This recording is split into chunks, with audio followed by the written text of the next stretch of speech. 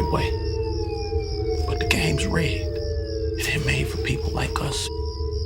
So I'm rewriting the rules.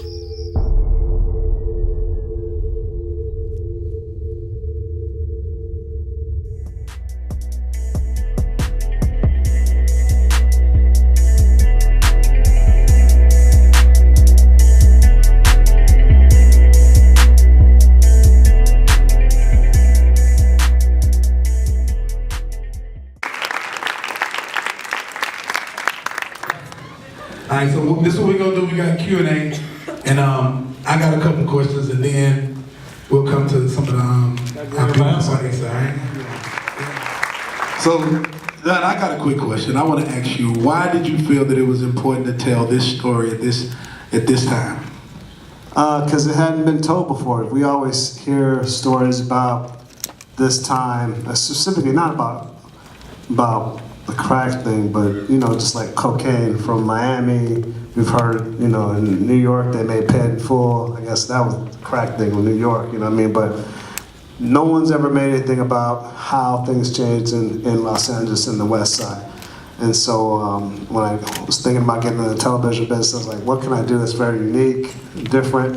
I thought about the stories that, I'd seen growing up in Los Angeles before we had bars on our homes, before everybody felt like they had to put fences and make their own homes kind of like mini jails. And when everybody used to play in the street, football, baseball in the streets, and when the ice cream truck coming in the middle of the day was like the big event of the day. You remember them days? Yeah. And chili Fritos. Remember the Pop Rocks? How many people took Pop Rocks and put it in soda and had it explode in their face? You know what I mean? So it's just like I was just thinking, like something that would be the part of my formative years, childhood memories, but edgy. And then that's why I was like, okay, well, when people started selling drugs, that's when things changed. And I was thinking, okay, well, that's where we can go. Isaiah, you from the A, Atlanta, Georgia. Atlanta. How did you get involved with this project?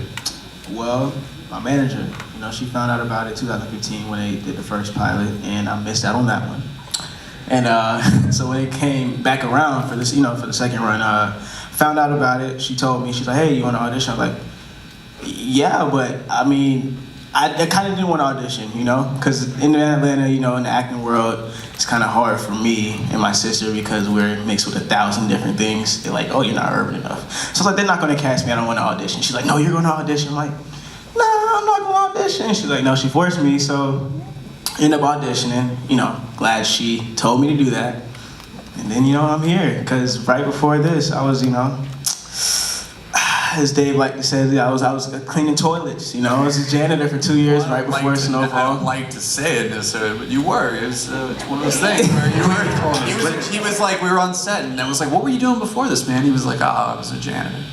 And I was like, you saying three weeks ago you were a janitor? And he's like, yeah, man, I was clean. I was like, wow. Yeah, it's so amazing. It was Power of Hollywood, man. It was just crazy. It was crazy. But yeah, that's.